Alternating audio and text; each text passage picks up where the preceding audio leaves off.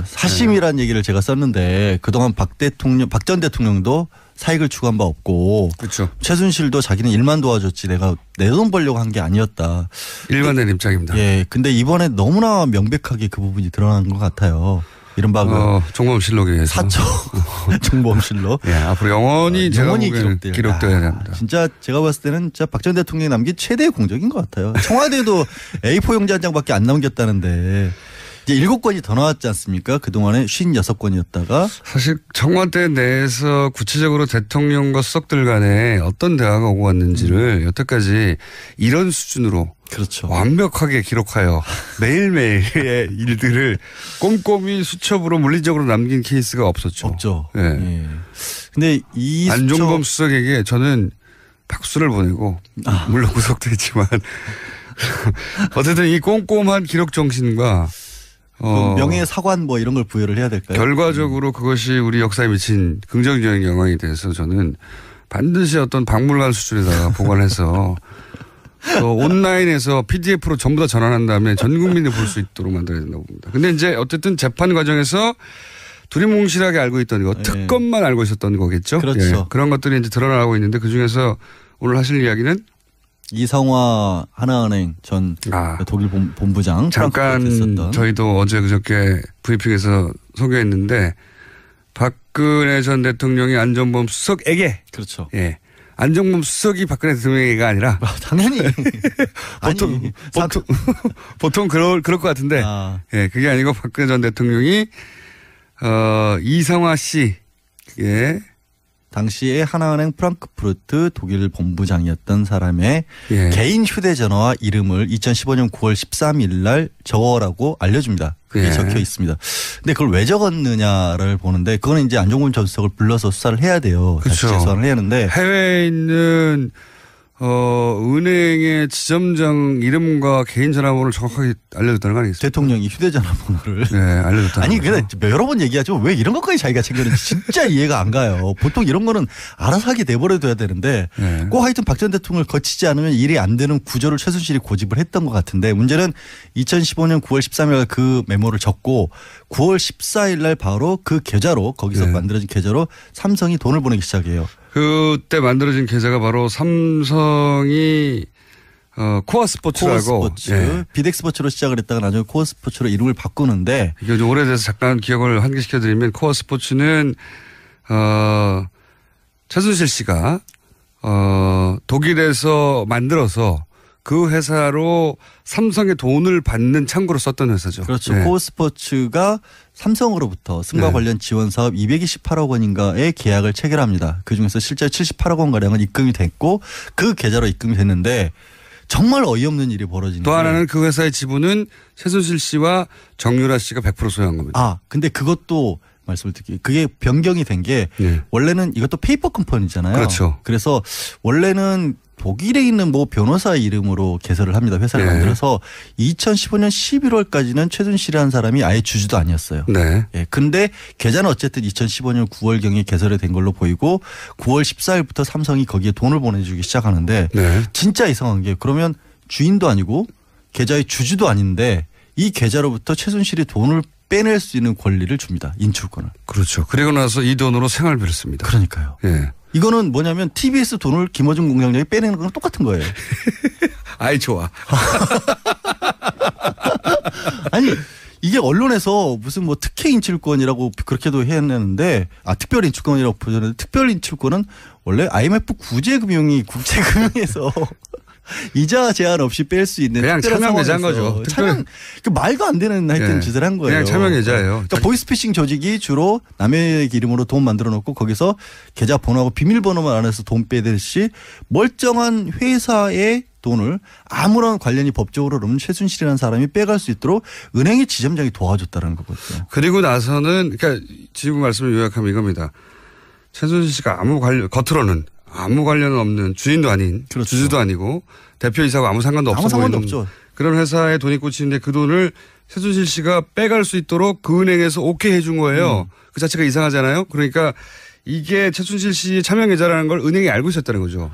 은행이 간단하게 말하면 그렇죠. 그리고 네. 간단하게 말하면 그거를 알고 있었던 사람이 다른 사람이 아니라 지점장인 이상화 지점장이었을 것이다라는 게 날짜상 네. 다시 한번 말씀드리면 9월 13일 날 이거를 적게 했고 그 다음 날 삼성이 돈을 보냈고 그리고 그 이어서 최순실이 돈을 빼기 시작했고요. 그리고 그렇게 되자 이 회사를 다시 소유주가 바뀝니다. 그렇죠. 최순실과 정유라 씨로 회사 이름이 바뀌어요. 소유로 바뀌어요. 100% 지분. 그러니까 돈이 들어오니까 싹 바꿔서 자기들 회사로 만든 거죠. 그러니까 정말 이거는 이제 어떻게 보면 코어 스포츠 돈을 횡령한 거를 은행 지점장이 도와준 거고 그렇게 할 수 비덱을 횡령한 것은. 코어 스포츠. 예. 그리고 그거를 박 전 대통령이 직접적으로 도와준 게 아니냐. 물론 이거는 아직 수사가 여기까지 진척이 안 됐어요. 정황상 그렇다는 거죠. 근데 정황상 너무 분명하잖아요. 뜬금없이 이 일을 중간에서 이제 어레인지한 그렇죠. 예, 은행의 해외 지점장의 전화번호와 이름을 알려줬다라는 게 메모가 딱 적혀 있고 모를 수가 없는 거죠. 그러니까 대통령이 왜 알려줬을까요? 뭘 왜 알려줬어요? 빼가라고 알려준 거지. 돈 빼가라고 여기서 굳이 그러니까 삼성 쪽에서도 이 계좌를 어디로 개설을 할 것인가를 놓고 박원호 전 승마협회 전무랑 여러 번 의논을 합니다. 어느 계좌를 해야 효율적으로 돈 관리를 할 수 있을까. 네. 말 관리, 말 사는 비용 같은 걸 어디로 입금을 해줄까. 이런 것도 문제가 나중에 안 되게. 네, 문제가 나중에 안 되게. 그랬는데 그 결과로 결국 찾은 게 이제 하나은행 쪽이었던 거고 생각해 보세요. 다른 데서 멀쩡한 은행에서 지점에서 어떻게 그런 식으로 권리를 주면 그런 식으로 계좌가 왔다 갔다 하도록 하겠어요. 그러니까 이거는 그 돈이 지금 뇌물이라고 지금 검찰을 보고 있는 거 아니에요? 그렇죠. 삼성이 준 돈이. 네. 그러면 뇌물을 그렇게 빼낼 수 있도록 했다는 건 범죄 수익 은닉죄인 거고 결국에는 그거를 도와준 게 지금 이성화 전 본부장 같은 경우가 이걸 도와준 셈이 되는 거거든요. 그래서 이 사람에 대한 수사도 다시 한번 해야 될 것으로 보이고 벌써 많은 분들이 이제 기억이 가물가물하실 수도 있을 것 같은데 정유라가 지금 세 번째 조사를 받았지 않습니까? 네, 어제 받아서 오늘 새벽에 이제 풀려나는데 정유라가 받고 있는 여러 가지 의혹 중에 정말 이상한 거 하나가 이제 아버지 이름으로 강원도 땅 담보 받아가지고 독일에서 4억 7천 가량 대출을 받아서 그걸 독일에 신용장으로 받은 신용장으로 예, 보통 이제 무역회사들이 받는 그러니까요. 신용장을 19세에 정유라가 아무런 이유도 없이 신용장을 신용장을 아무런 이유도 없이 직업도 개설했어요. 없고 소득도 없는데 4억 원을 독일에 있는 지점에서 대출을 받는데 그거를 승인해 준 사람도 이 이상화 지점 당시 지점장이었고요. 그렇죠. 네. 또 이분은 나중에 한국에 와서는 없는 자리가 만들어져서 승진을 하죠. 그 하나은행 내부 문서에 따르면 네. 그거는 분명히 정상적인 인사 지침이었고 특혜를 베푼 적이 없다라고 고객들에게 안내하라고 돼 있습니다. 안내하라고. 네, 하여튼. 이게 정유라 씨가 정유라 씨 얘기 나와서 하는 말인데 정유라 씨가 구속영장이 기각됐잖아요. 그렇죠. 근데 이제 그것이 범죄 요건이 안 돼서가 아니라 이미 2대 관련해서는 사실은 다 대부분 밝혀졌기 때문에 구속을 굳이 할 필요가 없다 이런 거였거든요. 그러니까 그 부분에 대해서 지난번에 안 계실 때 네. 이정열 전 부장판사랑 인터뷰를 했거든요. 네. 정말 이해를 못하겠다. 거기서 기초적인 사실관계가 다 밝혀졌으면 그럼 기초가 알려졌으면 더 뭐가 있는지를 알기 위해서라도 구속을 해야 되는 게 아니냐. 근데 당시에는 하여튼 여러 가지로 석연치 않은 이유로 당시에는 학사비리니까 이화여대 학사비리 청담고 비리로 해서 업무방해 정도로는 이제 좀 약해서 아마 굳이 얘기를 하자면 기각된 것 같은데 지금 나온 얘기들은 새로운 얘기들이니까. 그렇죠. 이런 이야기가 이제 정유라 씨의 영장 재청구가 될지 안 될지 모르겠지만 된다면 뭐 기초가 될 내용들인 거죠. 이게. 그렇죠. 마침 공교롭게 시점이 이렇게 비슷하게 맞아떨어져서 어제 같은 경우도 11시간가량 조사를 하면서 주로 삼성에서 승마 지원받은 부분에 대한 확인을 있었다고 합니다. 그러니까 그게 결국에는 이제 덴마크 쪽하고 지금 협의도 하고 있거든요. 원래 이제 영장을 치려면 덴마크에서 데려올 때 이 넣었던 혐의만 가지고 영장을 청구를 해야 되기 때문에 좀 추가적으로 하려면 또 덴마크의 승인을 얻어야 된다는 과정이 필요해요. 아, 그렇군요. 예. 그러니까 좀 꼬여 있긴 합니다. 어렵네요. 어쨌든 지금 정유라 씨는 엄마가 다 했다죠. 한마디로 하면. 어머니가 다 했고 모른다. 본인은 모른다는 게 일관된 답변이고 지금도 그렇게 주장하고 있겠죠. 근데 그 부분이 도저히 이제 받아들일 수 없는 게 많은 게 또 한 사람의 증인이 나왔었죠. 박재홍 승마협회 감독이었고 예. 정유라 씨의 감독을 했고 본인도 승마 대표 선수 출신이고 이 사람이 삼성의 지원 사업이 있다라는 얘기를 듣고 또 승마협회와도 관련해서 직접 정유라 씨와 함께 승마 일을 하려고 그 덴마크로 갑니다. 독일로 갔는데 가서 보니까 뭐 정유라 말고는 다른 사람에 대한 지원이 전혀 준비가 안 돼 있었고 심지어 자라고 내준 방에서 개 냄새가 너무 많이 나가지고 잠도 못 자서. 개 냄새요? 창가에 붙어서 잠을 잘 정도였다. 그거 뭐 개를 사랑했다는 거 아닙니까? 아니 그 개 자던 방을 내줬다는 거잖아요. 그러면. 방이 없었나 보죠. 호텔인데. 숙소가 호텔이었는데 하여튼 그런 일이 벌어졌다라는 것도 지금 증언이 나와서 결국에는 삼성도 해왔고 최순실도 해왔던 얘기가 끊임없이 삼성의 지원 사업의 일환이었고 정유라가 혜택을 받은 건 맞지만 6명의 지원자 중에 1명일 뿐이었다가 이제 방언 올리는데 그것도 거짓말이라는 게 나오고 거짓말인 거죠. 그리고 사실 정유라 씨도 그걸 알았을 수밖에 없는 거죠. 자기하고 같이 훈련한 사람이 없으니까. 당연히 그렇죠. 예. 우리 제일 처음으로 독일에서 어떤 행동을 하고 있는지가 언론에 알려졌던 게 호텔 하나 통째로 사가지고 거기 개조한 다음에 숙소로 만들고 거기서 아들하고 뭐 이렇게 생일 파티 같은 거 하는 사진이 알려졌잖아요. 네. 거기 무슨 승마협회 선수들이 가가지고 승마단을 꾸미고 있을 만한 상황이 아니었잖아요. 전혀 아니었죠. 네. 네. 근데 어디까지 정유라 씨의 책임을 묻고 어떤 이유로 구속 영장을 재청구할지는 모르겠는데 검찰 입장에는 정유라 씨를 이제 구속을 시키고 요 기간 동안 그리고 그를 통해서 최순실 씨가 전혀 인정하지 않고 있는 혐의들 중에 일부를 자백받거나 뭐 그럴 수 있지 않을까라고 생각하는 것 같은데 가장 큰 게 이제 심리적 압박이라는 부분을 기대를 많이 했던 것 같은데 그거는 검찰도 요즘 좀 고민일 것 같아요. 왜냐하면 상당 시간 이미 구속 기간이 도가 실렀고 초기에 수사가 시작될 때만 해도 그렇게 딸을 데려와서 구속되는 모습까지 보게 될 경우에는 좀 무너지지 않을까. 그런데 지금 최순실의 태도를 보면 이제 준 법조인, 네. 구속 법정이 익숙해졌어요. 전문 피고인 뭐 이런 모습이 돼가지고 제가 봐도 지금 시점에서는 구속시킨다고 최순실이 흔들릴 것 같지는 않아요. 그것도 모르는 일입니다. 근데 논리를 만들어내고 있는 게 너무나 황당하고 이게 뭐가 있냐면 구속돼 있는 사람들이 오래 갇혀 있고 물론 이제 최순실 같은 경우는 워낙 날마다 거의 재판을 받기 때문에 생각할 시간이 좀 부족하긴 하지만 그래도 그렇게 있다 보면 머릿속에 자기 논리를 만들어내거든요. 그러니까 기억조차도 왜곡을 시켜요. 그러니까 자기가 잘못한 것을 인정을 안 하려다 보니까 자기 편한 기억들을 하는데 이게 삼성 얘기를 하고 있었죠. 이런 얘기까지도 법정에서 한 겁니다. 정유라가 정말 잘하고 있는 선수였는데 괜히 삼성이 끼어들어서 애를 망쳐놨다. 이게 무슨 얘기인지를 모르겠는데 삼성이 끼어들어가지고 아무 말이나 막 하는 거군요. 자기한테 유리한. 아니 그러니까 이런 것 같아. 뭐 애 버릇 나빠지게 만들었다. 괜히 비싼 말 사줘가지고 이런 얘기 같아요. 네. 그렇지 않고는 지금 납득할 수 없는 얘기들이. 정신세계가 저는 굉장히 부럽습니다. 세상을 모두 다 자기 중심으로 완벽히 해석할 수 있잖아요. 그리고 그 상태에서 편안하게 살아가고 마음 편안하게. 요즘은 몸이 아프대요. 근데 그래서 이제 너무 아프실 예정인 거죠. 아니 이미 시작을 했어요. 자, 그런데 제 생각에는 이런 것들 새로 나오는 수첩에서의 정황들이나 또 오늘 그런 것도 나왔잖아요. 대통령 수첩에서 KT 네. 플레이그라운드 회사의 광고 몰아주기에 대해서 인지하고 있었고 광고를 주는 것을 알고 있었다고 하는 단서가 되는 문장들이 나왔잖아요. 네.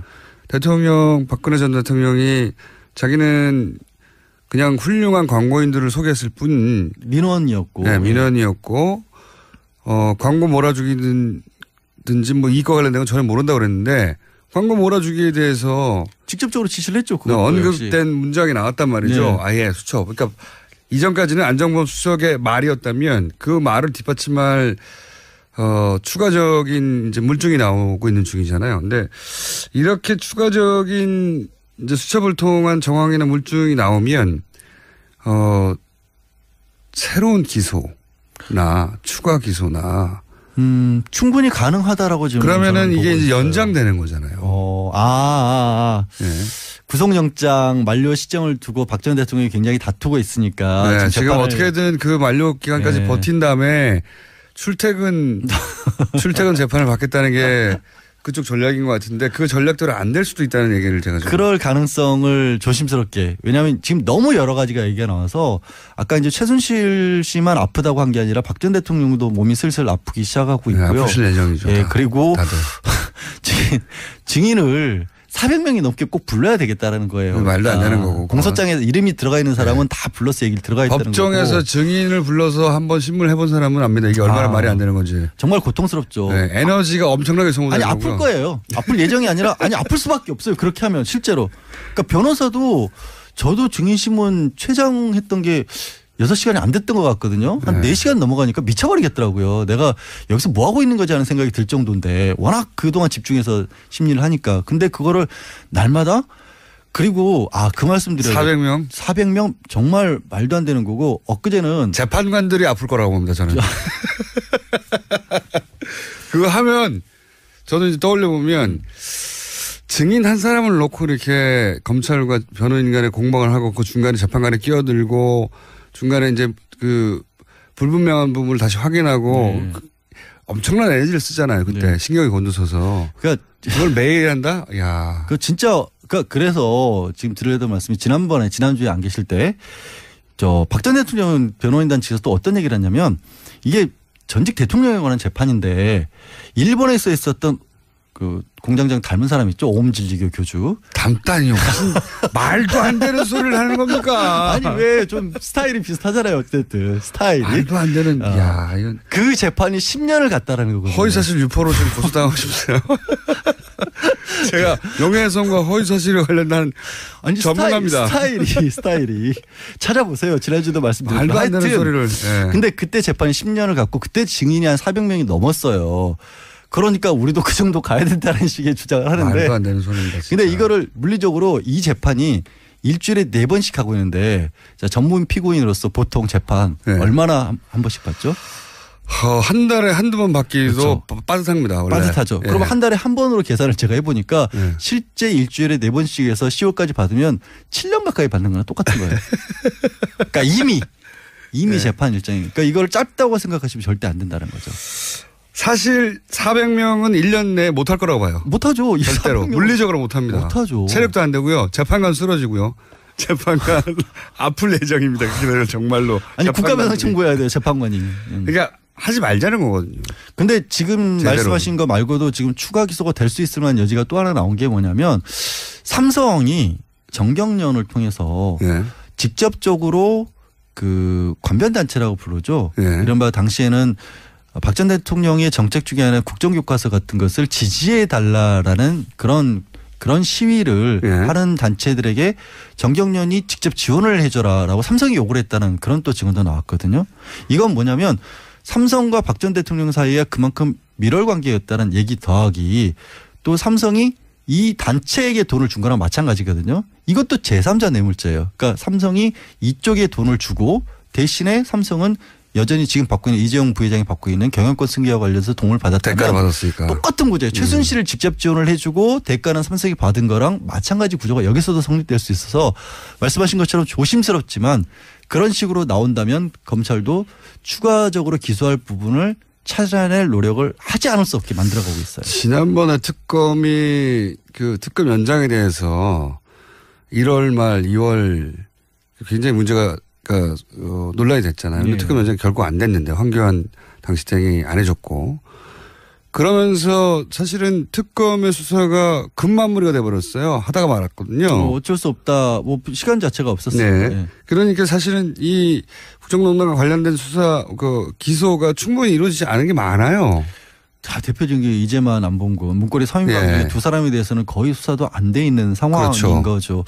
그리고 당시에 이제 항상 의심을 품었던 코리아 그랜드 레저 같은 그런 데 같은 경우는 카지노와 관련돼 있다는 그런 의혹도 제기가 된 바가 있고 왜 장애인 펜싱 팀이나 이런 데에 그렇게까지 최순실이 관심을 가졌을까. 물론 가까운 측근이었던 고영태 씨 같은 경우는 펜싱 선수 출신이라는 건 있지만 그걸 통해서 얻는 수익이라는 게 딱히 나온 게 없거든요. 그런데 그렇게까지 관심을 가졌다? 그러면 당연히 다른 이권이 있다. 뭐가 있다고 생각을 볼 수 있는 거거든요. 제가 처음부터 주장한 겁니다. 그게. 그러니까 승마협회 같은 경우는 딸 정유라가 걸려 있으니까 그렇다 치더라도 펜싱팀에 무슨 상관관계가 있을까. 그래서 전기빵을 뒤져봐야 된다. 제가 당시 전문 용어 얘기했었는데 그러니까 제 말 이 이 재판 관련해서 새로운 사실도 나오고 있고 추가 기소가 될 수도 있고 박근혜 전 대통령 변호 전략이 느리기도 만약에 이게 정말 또 느려져 버리, 이렇게 6개월 더 늘어나면 이 전략을 포기할 거야 아마.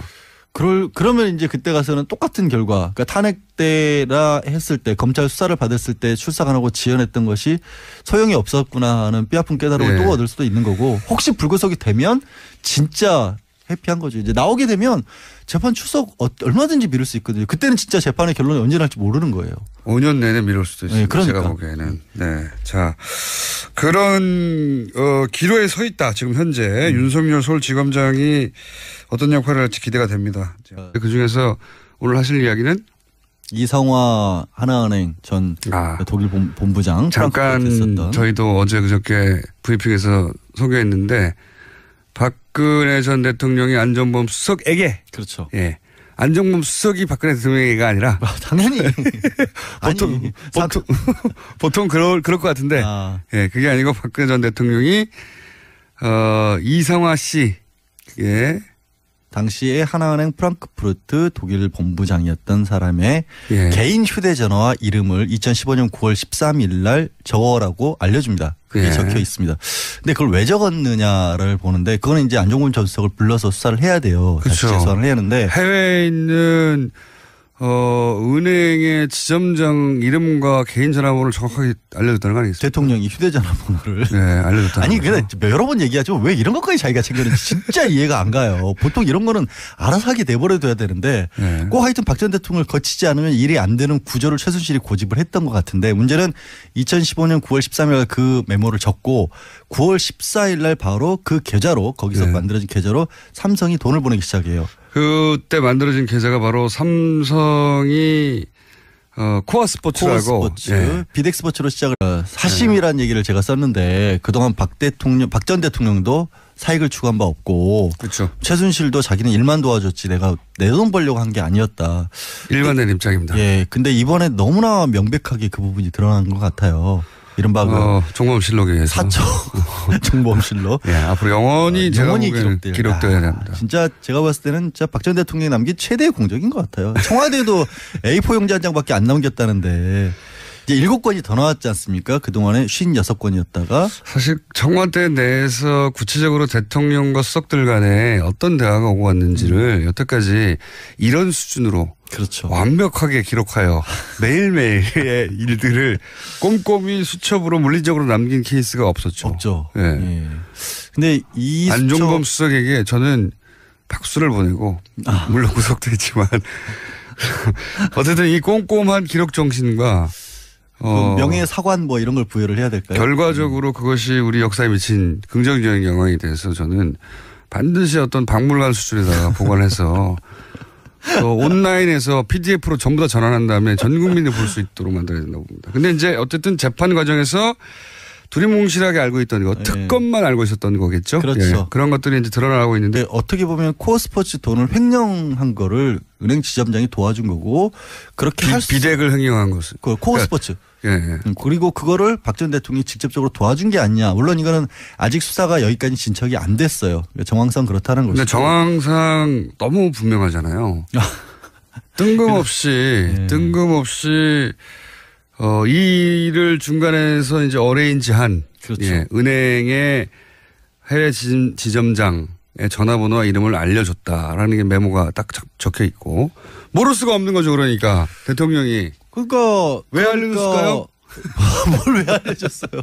빼가라고 알려준 거지. 돈 빼가라고 여기서. 그러니까. 굳이 그러니까 삼성 쪽에서도 이 계좌를 어디로 개설을 할 것인가를 놓고 박원호 전 승마협회 전무랑 여러 번 의논을 합니다. 어느 계좌를 해야 효율적으로 돈 관리를 할 수 있을까. 네. 말 관리, 말 사는 비용 같은 걸 어디로 입금을 해 줄까. 이런 것도. 문제가 나중에 안 되게. 네, 문제가 나중에 안 되게. 그랬는데 그 결과로 결국 찾은 게 이제 하나은행 쪽이었던 거고 생각해 보세요. 다른 데서 멀쩡한 은행에서 지점에서 어떻게 그런 식으로 권리를 주면 그런 식으로 계좌가 왔다 갔다 하도록 하겠어요. 그러니까 이거는 그 돈이 지금 뇌물이라고 지금 검찰을 보고 있는 거 아니에요? 그렇죠. 삼성이 준 돈이. 네. 그러면 냈다가 나중에 코어 스포츠로 이름을 바꾸는데. 이게 오래돼서 잠깐 기억을 환기시켜드리면 코어 스포츠는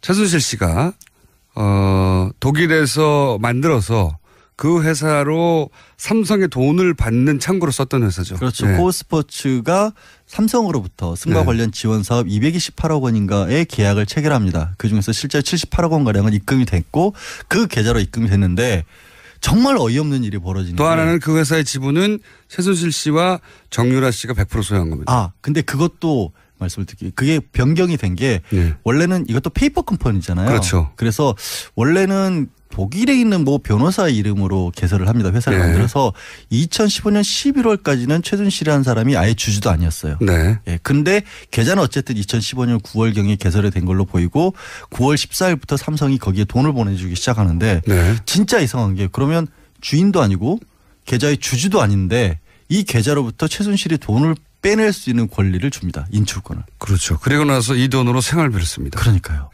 이거는 뭐냐면 TBS 돈을 김어준 공장장이 빼내는 거랑 똑같은 거예요. 아이 좋아. 아니 이게 언론에서 무슨 뭐 특혜 인출권이라고 그렇게도 했는데 특별 인출권이라고 보셨는데 특별 인출권은 원래 IMF 구제금융이 국제금융에서 이자 제한 없이 뺄 수 있는 그냥 차명계좌인 거죠. 말도 안 되는 하여튼 짓을 한 거예요. 그냥 차명계좌예요. 그러니까 보이스피싱 조직이 주로 남의 이름으로 돈 만들어 놓고 거기서 계좌 번호하고 비밀번호만 안에서 돈 빼듯이 멀쩡한 회사의 돈을 아무런 관련이 법적으로 없는 최순실이라는 사람이 빼갈 수 있도록 은행의 지점장이 도와줬다는 거거든요. 그리고 나서는 그러니까 지금 말씀을 요약하면 이겁니다. 최순실 씨가 겉으로는 아무 관련은 없는 주인도 아닌 주주도 아니고 대표이사하고 아무 상관도 없어 보이는 그런 회사에 돈이 꽂히는데 그 돈을 최순실 씨가 빼갈 수 있도록 그 은행에서 오케이 해준 거예요. 그 자체가 이상하잖아요. 그러니까 이게 최순실 씨의 차명계좌라는 걸 은행이 알고 있었다는 거죠. 은행이 간단하게 말하면. 그렇죠. 그리고 간단하게 말하면 그거를 알고 있었던 사람이 다른 사람이 아니라 지점장인 이상화 지점장이었을 것이다라는 게 날짜상 다시 한번 말씀드리면 9월 13일 날 이거를 적게 했고 그 다음 날 삼성이 돈을 보냈고 그리고 그 이어서 최순실이 돈을 빼기 시작했고요. 그리고 그렇게 되자 이 회사를 다시 소유주가 바뀝니다. 그렇죠. 최순실과 정유라 씨로 회사 이름이 바뀌어요. 소유로 바뀌어요. 100% 지분. 그러니까 돈이 들어오니까 싹 바꿔서 자기들 회사로 만든 거죠. 그러니까 정말 이거는 이제